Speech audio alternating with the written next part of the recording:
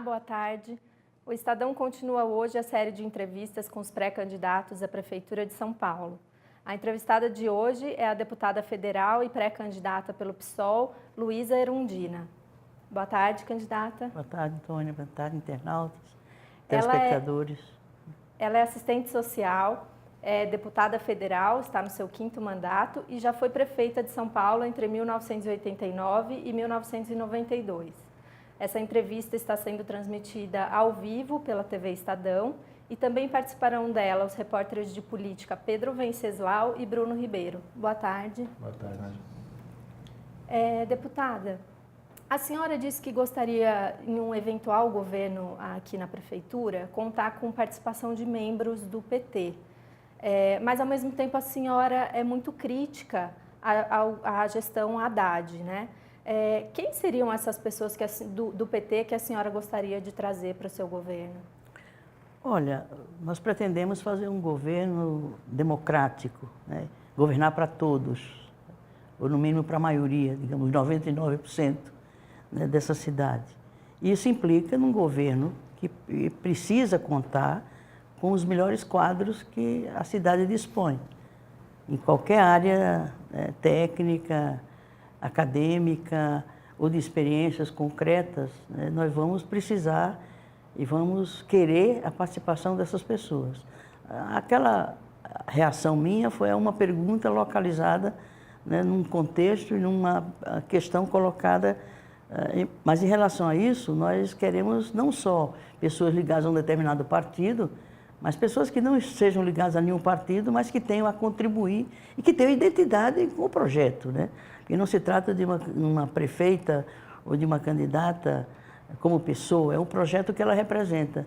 E o projeto do PSOL é um projeto que supõe, evidentemente, né, um concurso amplo de pessoas para enfrentar a diversidade das propostas e da ousadia que a gente pretende imprimir a um próximo governo em relação a inovações, a novidades que possam ser incorporadas, incluídas na nossa proposta para governar a cidade. Em 2002, a senhora por pouco não foi candidata a vice-prefeita do Fernando Haddad. Foi aquele episódio dele, da foto com Paulo Maluf.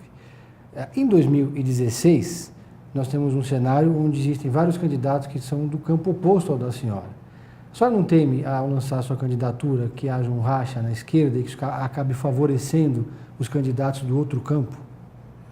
Olha, Pedro, eu acho o seguinte, você identifica um campo, ou seja, o campo da esquerda, não a partir de determinadas pessoas que estejam militando nele naquele momento, ou estejam à frente de uma determinada organização político-partidária, mas o projeto que precisa, né, ser expressado e que possa ser aquilo que identifica um determinado campo, o campo da esquerda. Isso falta, quer dizer, a unidade das esquerdas não se dão apenas em momentos de disputas eleitorais, em que um candidato cede ao outro, se juntam. Acho que isso é pouco, é insuficiente para justificar, né, a construção de uma candidatura de um determinado campo. Se esse campo não tem um projeto para aquela cidade, para aquele momento, eu acho que a grande dificuldade é essa, quer dizer, não se juntam pessoas, se juntam ideias, se juntam projetos, se juntam compromissos. E, lamentavelmente, as esquerdas ainda não conseguiram construir isso de modo a que, quando alguém vai desse campo, mais de um, disputar um determinado proposta, uma determinada eleição, poder disputar, sobretudo são 2 turnos, né? O prefeito Haddad está nesse campo de esquerda ainda, a senhora considera isso? Olha, hoje em dia o mundo inteiro está se perguntando, né, o que é a esquerda hoje. Então, todos nós estamos buscando. Tem algo que define a esquerda e que é permanente numa concepção de esquerda, uma concepção de sociedade, uma concepção de Estado, uma sociedade, enfim, uma concepção mais geral de uma determinada cultura política, etc. E isso é o socialismo. Então, os princípios do socialismo que se expressam não enquanto um modelo de Estado, um modelo de economia, mas princípios, valores, uma ética, uma filosofia, isso existe e isso nos inspira a nós que nos identificamos ou nos assumimos como socialistas de esquerda. Agora, como projeto, capaz de dizer, esse é um projeto das esquerdas no mundo, e particularmente no Brasil, pelo menos da minha parte, pode até ser uma deficiência minha de não identificar isso, mas eu não enxergo que tenhamos esse campo devidamente construído e devidamente identificado e posicionado diante da sociedade, capaz de dizer, esse é um projeto da esquerda e como tal, todos estariam, que têm esses compromissos, poderiam e deveriam estar juntos. Fazer uma discussão para as cidades, a senhora já tem falado de um projeto de ampliação do passe livre, que hoje é só para estudantes. A senhora tem uma proposta, seu governo teve algumas experiências de não cobrar tarifa em determinadas regiões, como cidade de Tiradentes e tal, e a senhora já tem falado de passe livre para fim de semana, por exemplo. Queria que a senhora detalhasse um pouquinho mais isso e falasse o que a senhora pensa um pouco mais, um passo atrás, como financiar o sistema, né? Uma das críticas que a esquerda fez ao governo Haddad foi uma associação com as empresas de ônibus e aumento das tarifas e tal. Eu queria que a senhora falasse um pouco sobre isso. Essa questão do passe livre, ou tarifa zero, quando se fala disso, se pensa na tarifa, né? Ou reduzir a tarifa, ou eliminar a tarifa, mas isso é muito pouco quando se pensa na política de mobilidade. Hoje, inclusive, existe uma lei, há uma política nacional de mobilidade, uma lei de 2012, que ela já estabelece compromissos de níveis de governo diferentes, de modo a garantir esse serviço aos cidadãos, sobretudo nas regiões metropolitanas. Temos também a PEC, uma proposta de emenda constitucional, que foi de minha autoria, que já fez constar no artigo 6º da Constituição o transporte como um direito social. Então, se é um direito social, se tem uma política nacional de mobilidade que reconheça a mobilidade como um direito humano fundamental, como um direito social fundamental, os governos devem criar soluções para resolver o problema tarifário. É preciso pensar a tarifa, pensar os sistemas em torno dessa questão, né, a partir da política de mobilidade que precisa avançar, ela está muito atrasada, sobretudo em regiões metropolitanas como a de São Paulo. Não se trata de pensar logo em criar tributos, não é isso, mas socializar os custos de um serviço que é essencial para a manutenção da cidade. O serviço de banco, o serviço de comércio, a atividade de prestação de determinados serviços na cidade, e a vida da cidade depende da mobilidade. E, portanto, é um serviço em relação ao qual todos usam, sobretudo o transporte público. E, como tal, é justo que se socializasse os custos desse serviço, porque eles são muito caros, eles são privatizados, é uma concessão pública. Então, todos esses aspectos precisam ser enfrentados de modo a que o direito à mobilidade esteja assegurado a todo cidadão e a toda cidadã e que seja a responsabilidade do Estado, né, propiciar esse serviço no nível de condição da maioria das pessoas que compõem uma determinada sociedade. Então, nós queremos investir nessa questão. A mobilidade vai ser uma política importante do nosso governo, né, numa perspectiva, inclusive, da descentralização do espaço e do uso do espaço urbano, do espaço público. Então, a tarifa é um elemento não o principal. Mas a hipótese de fazer a experiência dentro de um mesmo bairro, tivemos essas experiências da cidade dentro do nosso governo e a população aprovou e foi muito bom para aquela população, segundo a avaliação deles mesmos. Uma hipótese de, por exemplo, tarifa zero intra-ônibus, o percurso de bairros, entre bairros, por exemplo, é uma outra alternativa. No final de semana, sábado, domingo, onde as pessoas dispõem de tempo para o lazer, para atividade esportiva, para atividade cultural. Então, o poder público deve propiciar facilidades para que o cidadão que passou a semana inteira trabalhando pesado nela, ele possa dispor de um serviço gratuito e que ele possa se locomover na cidade para usufruir o seu tempo livre, que é tão pouco, que é tão pequeno para os cidadãos que vivem essa cidade grande que é São Paulo. A senhora acha que dá para reduzir o preço da tarifa atual? Dá para fazer um preço menor? A cidade comportaria? O cofre da prefeitura? Temos que repensar o sistema como um todo, né? Como ele se articula com várias modalidades. Quando se fala, por exemplo, ciclovias, isso é uma modalidade. Também viagens a pé, também se faz isso, e até salutar para a saúde em algumas situações. O próprio motorizado, o transporte motorizado, a moto, além do ônibus, além do trem, além do metrô. Quer dizer, essas modalidades, elas têm que ser todas, né, articuladas num sistema que seja lógico, que seja racional, que seja econômico e que possibilite as várias alternativas que possam ser oferecidas aos moradores de uma região desse porte, com tanta, por exemplo, a relação entre a cidade, o município e a região metropolitana precisa ser facilitada, porque as fronteiras são artificiais.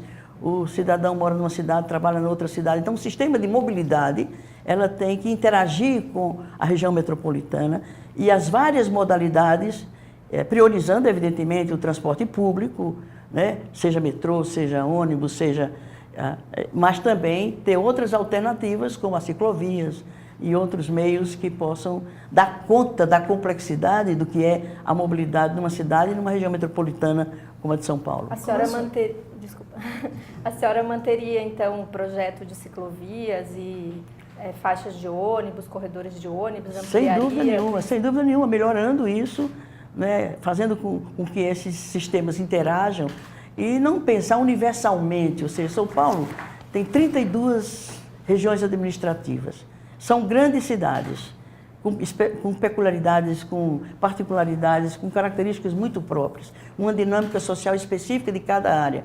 Então, pensar qualquer sistema, e nesse caso, o sistema de mobilidade, de forma universal, por exemplo, ciclovias, talvez seja adequada para determinadas vias da cidade e não sejam adequadas, por exemplo, para a periferia. Ou a periferia tem que se fazer de um outro formato, com outro design, que não é o único que não se aplica. Vai criar distorções em determinadas regiões da cidade e outra dá certo. Quer dizer, então dá para pensar um modo desse, uma modalidade dessa, desarticulada das outras e sem levar em conta a realidade local, regional, que é o que se apresenta como complexo na nossa cidade. O senhor acha que as ciclovias são uma vitrine que o prefeito Haddad vai apresentar, acho que é muito bem sucedida? Uma única iniciativa dessas, por mais mérito que ela tenha, para ser a marca de uma gestão de uma cidade do Porto de São Paulo, a importância, o peso político dessa cidade, o peso econômico dessa cidade, a liderança política que tem um prefeito e uma prefeita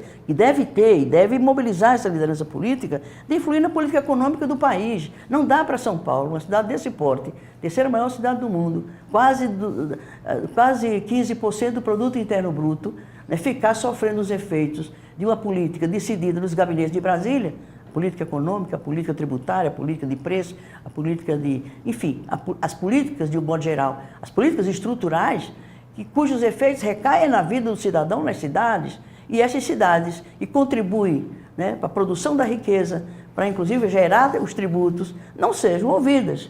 E São Paulo não pode, um prefeito, uma prefeita de São Paulo, não pode se colocar como única iniciativa, seja por mérito que ela tenha, se ele não exercita essas outras exigências e demandas que se coloca para um gestor e, portanto, uma liderança política numa cidade como São Paulo. Como é que a senhora vê nesse contexto todo a chegada desses aplicativos de transporte, Uber e tal? Como é que a prefeitura lidou com isso? Como que a senhora acha que... Não entendi. Esses aplicativos como Uber e transporte, como é que a senhora vê isso nesse contexto de transporte? São bem-vindos, são um imperativo do momento, da realidade, da evolução tecnológica. É bobagem imaginar que vamos dispensar, né, a incorporação dessas novas tecnologias em todos os aspectos da vida da cidade. Também na mobilidade, na questão do transporte coletivo, do transporte público, ou mesmo do transporte individual, com a experiência do Uber. É evidente que é algo que está se introduzindo agora. O cidadão ainda não está de todo dominando essa nova experiência, essas novas tecnologias. Mas nós temos, pensando numa cidade como São Paulo, que ela não pode ser planejada, pensada para 4 anos, 8 anos, ela tem que ser pensada para décadas. E tem que incorporar desde já as inovações, né, as novas tecnologias, que facilitam, são facilitadores da vida das pessoas numa metrópole, numa cidade. Então, temos que ser abertos, né, temos que ser criteriosos, temos que ouvir os cidadãos na hora de haver uma mudança muito inovadora, muita novidade demais. É preciso fazer com que o cidadão acompanhe essas inovações, essas mudanças, evitando os conflitos entre um sistema em relação àquele que já existe há décadas, se não há séculos, para conviver com o outro que está chegando agora. Quer dizer, isso é o que é? Isso é diálogo, isso é gestão política, isso é abertura para os contrários se colocarem e se fazer a mediação de interesses de um segmento em relação ao outro. Isso a gente sabe fazer e a gente vai fazer quando chegarmos lá. Deputada, um dos seus adversários, o candidato João Dória, chegou a propor a privatização de alguns equipamentos públicos de São Paulo, como, por exemplo, o estádio do Pacaembu, a USP Tours, e falou até em privatizar corredores de ônibus. Queria que a senhora avaliasse e opinasse sobre essa ideia e se a senhora pensaria em fazer algo parecido numa eventual gestão. Olha, eu acredito na capacidade do Estado, sobretudo, de administrar o patrimônio público. Acho que você privatizar o patrimônio público ou privatizar serviços públicos, a meu ver, não é a melhor forma de se fortalecer o poder na cidade. E é onde o poder se expressa de forma mais concreta, mais objetiva e que atinge mais diretamente o cidadão, é a cidade, é o espaço local. Então, o Estado abrir mão desse patrimônio, colocar na mão da iniciativa privada, que tem toda a razão de ter como objetivo a geração de lucros, a reprodução dos lucros. E nem sempre o lucro se compatibiliza com o interesse público, o interesse da maioria, o interesse de todos. Eu sou absolutamente contrário, até porque nós investimos em alguns patrimônios, fortalecemos os patrimônios de alguns dos patrimônios dessa cidade, como Interlagos. Nós trouxemos o Grande Prêmio de Fórmula 1, né? Trazendo, não só ganhando de novo o Grande Prêmio de Fórmula 1 para o Brasil, que tinha sido perdido, mas renovando, reformulando, atualizando, modernizando um equipamento público importantíssimo, que é uma vitrine para o mundo na realização dos grandes eventos da Fórmula 1. Né? E imaginar privatizar, e parece que pensam também nisso, né? Seja, por exemplo, o sambódromo, que era uma demanda, né, da cultura do samba na cidade, também foi uma iniciativa nossa. Então, imaginar isso, entregar isso à iniciativa privada, eu tenho dito para esse candidato aí, ou pré-candidato ainda, né, se ele pensa em privatizar a cadeira dele de prefeito, porque é impossível pensar em tanta privatização. O espaço público, as vias públicas, os corredores de ônibus, é inimaginável. Vai virar o quê? Uma grande empresa? E uma cidade não é uma empresa, uma prefeitura não é uma empresa. Então, eu acho que pega mal, a meu ver, né, essa proposta desse candidato. Mas, por outro lado, a cidade hoje em dia tem uma dívida muito grande, né? Precisaria equilibrar um pouco a saída e a entrada de dinheiro com a prefeitura, com o governo, fornecendo tantos subsídios assim, né, para a população. Como é que a senhora equilibraria isso? A cidade com uma dívida tão grande e, ao mesmo tempo, sendo responsável, né, pela administração de tantas... Não, as demandas reprimidas da cidade, as deficiências que existem na cidade, a causa é a dívida pública, porque não se administra politicamente essa questão, né? Nós queremos fazer auditoria da dívida pública para verificar o que dessa dívida, né, de fato o povo paulistano deve, ou de fato foi excesso, abuso, né, de uma questão que, da forma como se reproduz, né, os juros e os encargos dela, para além do pagamento do principal dela, ela consome tudo aquilo que o cidadão, a cidadã produzem nessa cidade. Então, não é justo pagar essa dívida da forma como os credores querem, e o credor, no caso, é o governo federal, quer que seja pago. Então, é preciso enfrentar essa questão politicamente. Então, a dívida de São Paulo foi negociada pelo prefeito Haddad e foi um bom acordo, mas só agora, no início de 2016, o impacto dessa negociação ainda não se deu na cidade, mas reduziu, né, de cerca de 60 e tantos bi para 46 bi, né? Então, isso foi um alívio. Mas, por outro lado, né, você tem anualmente, por exemplo, já está previsto na Lei de Diretrizes Orçamentárias o pagamento de juros e encargos dessa dívida do tamanho de 3,3 bilhões. Quer dizer, então, a cidade que está em crise econômica, desemprego, basta produção industrial, e da atividade econômica está havendo queda na arrecadação por conta da crise econômica de um modo geral. E isso ainda tem que enfrentar o pagamento de juros de uma dívida de 3,5 bilhões em 2016. Então é um ciclo vicioso que, se você não rompe com ele, com essa lógica, você não vai resolver, né, os custos da cidade de forma a não onerar tanto os assalariados, os que vivem nessa cidade de renda, não é de renda, é de salário, de aposentadoria. Então, eu acho o seguinte, que nós temos que enfrentar essa questão da dívida, como os governadores fizeram, porque o prefeito, tudo bem, ele conseguiu negociar essa dívida, mas ele não moveu, não teve uma iniciativa, como tiveram os governadores, de ir ao Supremo para questionar a cobrança da dívida. Então, nós pretendemos fazer isso. Eu vou atuar muito junto com a Frente Nacional de Prefeitos, que foi uma iniciativa nossa. Na época, 4 prefeitos, eu de São Paulo, Arthur Vigílio de Manaus, Marcelo Alencar do Rio, Pimenta da Veiga de Minas Gerais, eu propus a criação de um coletivo de prefeitos que se ampliaria também com outros prefeitos, terminou se ampliando, é uma frente que existe até hoje, é um espaço político, é um instrumento político dos prefeitos.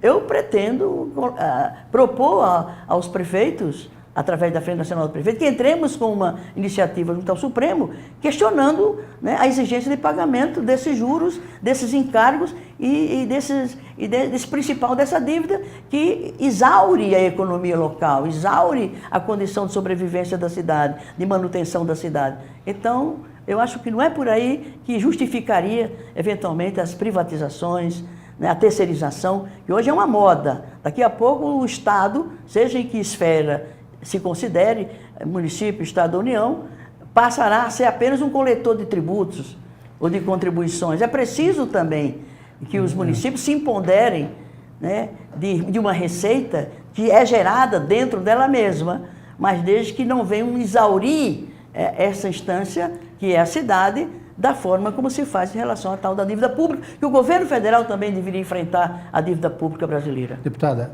o seu partido, PSOL, ele na Câmara não costuma fechar alianças com outros partidos. É muito rigoroso na questão do fechamento de alianças. Inclusive não apoiou o Rodrigo Maia no segundo turno das eleições da Câmara. Como é que a senhora vai fazer para governar a cidade de São Paulo, sendo que o seu partido não costuma fechar alianças com determinados partidos, até do campo da esquerda? O PSOL tem resistências a fechar até com o próprio PT. Não ia ser muito difícil governar? Ou a senhora admite que teria que fazer uma composição com partidos do Centrão, às vezes até com partidos como o Solidariedade, o DEM, o PP, o PT, o PSDB? Olha, primeiro, eu não avalio assim a postura do PSOL em relação à política de alianças. Ele tem um rigor com o que eu concordo. Ou seja, você se aliar a pretexto de um cálculo eleitoral, ou mesmo da governabilidade, eu penso a governabilidade de outra forma, né? Eu vivi essa experiência em São Paulo, governei 4 anos com minoria na Câmara, porque eu poderia ter construído maioria, mas o preço de construir a maioria, eu acho que a esquerda não deveria pagar, né? Em geral, é com concessões éticas, né? Com favores, com fisiologismo, com clientelismo, e eu acho que para fazer isso a direita faz melhor do que a esquerda, porque aí a direita tem 500 anos de experiência no poder. Então, é complicado, mas a governabilidade, e eu consegui governabilidade no nosso governo, modéstia à parte. A governabilidade vem do apoio popular. Um apoio popular organizado, politizado, participando das decisões estratégicas do governo. E tanto é que a Câmara Municipal tentou caçar meu mandato, né? O Tribunal de Contas do município, que é um instrumento político contra o nosso governo, foi durante aqueles anos, nunca um prefeito tinha suas contas rejeitadas. As contas dos 4 anos de governo foram rejeitadas pelo Tribunal de Contas. Na primeira delas, a Câmara tentou caçar o meu mandato e a sociedade não deixou, a população não deixou. Os movimentos acamparam 4 dias e 4 noites na Câmara, na porta da Câmara, e só saiu de lá quando conseguiu que a primeira conta do meu governo fosse aprovada. As outras foram aprovadas depois na Justiça. Até pouco tempo atrás, a última conta do governo, já tem quase 30 anos, foi aprovada na Justiça.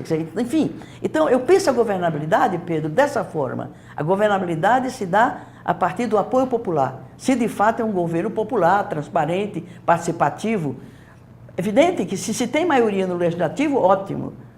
Mas se você não tem, se o preço é você comprometer os compromissos que você assumiu como candidato ou mesmo como governo, eu acho que não vale a pena. Com quem a senhora não comporia?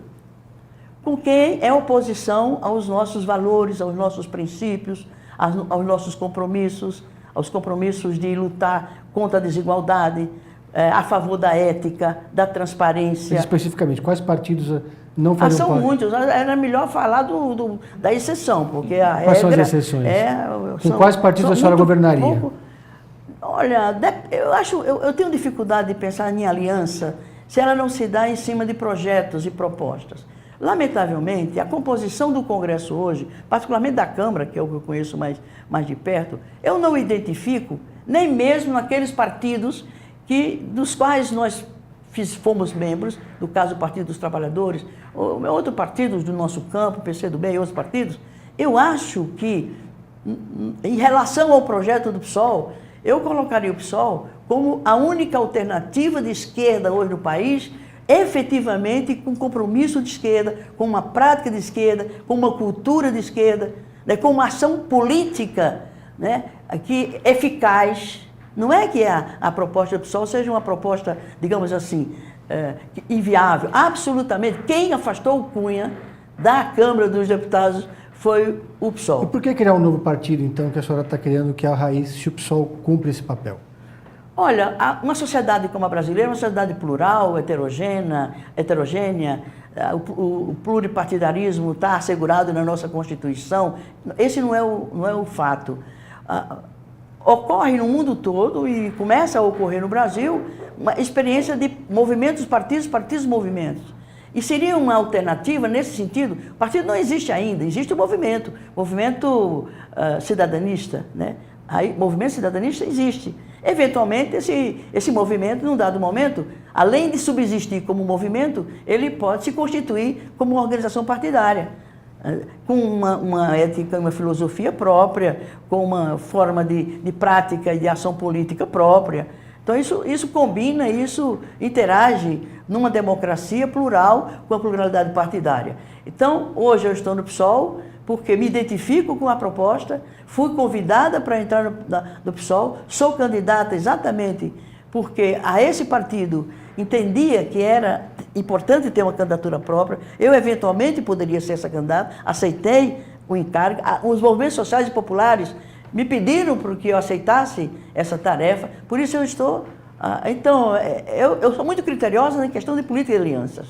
E eu saí do outro partido onde eu estava, entre outras razões, foi essa, quer dizer, não ter critério ao você... Porque você deseduca, inclusive, a juventude. Uma das coisas que me preocupa, quando eu tomo posições, como eu me posiciono em relação a determinadas questões, aquilo que eu defendo, eu me preocupo muito como é que isso chega aos jovens, porque são eles que vão nos suceder, né? Enfim, então Paulo Freire dizia que eu era educadora, não era política. Ele corrigia, você é uma educadora política. E o que é que eu quero dizer com isso? O que é que ele queria dizer com isso? Que os gestos políticos, as ações políticas, as iniciativas políticas, no meu caso, é uma preocupação que me cerca, pode não ser adequada politicamente, mas isso me preocupa. E entre outras exigências que eu me faço, e faça um partido onde eu esteja, é coerência política, é coerência ideológica, coerência doutrinária, e isso o PSOL tem, e é isso que me faz ter vindo para o PSOL. Mas como fazer? Quais são as propostas? Como zerar o déficit de vagas de creche, como acabar com o déficit de professores, como fazer a administração dos hospitais, tendo como base essas bandeiras que a senhora defende? Tem várias possibilidades de você ir melhorando esse quadro. Por exemplo, o combate à corrupção. A senhora acha que o governo atual não fez? Não só isso. Não, eu estou dizendo, deixa eu dizer os outros. Combate à corrupção, né? E se é um governo descentralizado, bem localizado no nível regional, local, com efetiva participação, com mecanismo de controle público, controle social sobre ações de governo, além de outros mecanismos que você crie para poder controlar, né, os gastos públicos, a execução, a gestão financeira, a execução orçamentária, isso de um lado. Do outro lado, tem a dívida ativa. né? São 66 bilhões, né, o tamanho da dívida ativa. E não são pequenos contribuintes que sonegam, não. São grandes contribuintes. Eu acho que uma política de trazer de volta esses recursos que não foram não foram repassados aos cofres públicos, né, e que foram apropriados indevidamente por instituições, por empresas e por indivíduos que têm posses, enfim, entende? Então não é justo que se cobre. Então nós vamos ter um plano de cobrança eficiente na área jurídica, todos terão direito a se defender, mas nós estabelecemos uma meta de pelo menos ter de volta esses tributos sonegados no mínimo de 5% ao ano. Vai representar 3,3 bilhões a mais no orçamento da cidade. Então, há outros mecanismos que o prefeito criou, né, um órgão de controle da questão dos gastos públicos, da aplicação dos recursos, que é uma corregedoria. Eu acho que foi positiva a iniciativa dele. Então, mecanismos como esses nós podemos estar criando e disponibilizando para que o cidadão, ele diretamente, possa, né, ser aquele que fiscalize aquilo que é do seu interesse, que são os recursos públicos e que são necessários para ampliar a rede de creches, para ampliar o sistema de saúde e assim por diante, o sistema de transporte, de mobilidade da cidade. Infelizmente, a gente tem tempo para mais uma pergunta só. Eu gostaria que a senhora fizesse uma avaliação rápida desses 4 anos da gestão Haddad, que por pouco a senhora não foi vice-prefeita dele. Se ele acertou mais do que errou. Olha, era bom a gente perguntar à população, né? E a população parece que não está muito contente, não. Né? Então, eu acho que quem tem melhor condição de avaliar é quem vive o dia a dia dessa cidade. As condições de transporte, a população se queixa muito, a periferia se sente abandonada, certo? A qualidade dos serviços de saúde é um horror. A adoção quase generalizada das OS na saúde e também nas creches. Só tem 300 e poucas creches diretas, 300 creches diretas. Tem 400 e tantas creches conveniadas ou creches terceirizadas, enfim. Então, um serviço essencial, como é a educação, e creche é uma dimensão da educação, isso não ser responsabilidade direta do poder público, da gestão pública. A terceirização disso, transformar isso, aí cria um duplo comando, há um conflito, até do ponto de vista salarial, entre os que são contratados pela OS e os que são o servidor público. Portanto, isso tem descontentado muito, tem sido motivo de muito descontentamento da população, sobretudo da periferia. Eu ando muito nessa periferia e isso contribui para que a imagem da gestão não seja aquela que o prefeito acha que deveria, ou é. Ele acha porque ele não divulgou tanto, mas ele poderia ter divulgado em outro meio. Veja bem, São Paulo dispõe de 16 mil totens, com 8 mil pontos de ônibus. Isso está privatizado para um consórcio que chama-se Ótima. É ótima para os 3 membros que compõem esse consórcio. E é a segunda maior mídia da cidade, são os totens e os pontos de ônibus, e o prefeito poderia ter usado isso para divulgar os serviços da prefeitura, as dificuldades da prefeitura, e ser um canal de prestação de contas à cidade. Lamentavelmente, isso não ocorreu até agora. Obrigada pela sua participação, deputada. Infelizmente, a gente tem que encerrar. Mas a gente vai continuar daqui a pouquinho com a deputada ao vivo pelo Facebook. Nós vamos abrir para perguntas de internautas, podem enviar as suas perguntas. Agradeço o Pedro, agradeço o Bruno. Muito obrigada novamente, deputada, e boa sorte. Eu que agradeço a oportunidade. É uma mesa bastante instigante. Agradeço, foi muito bom. Boa tarde.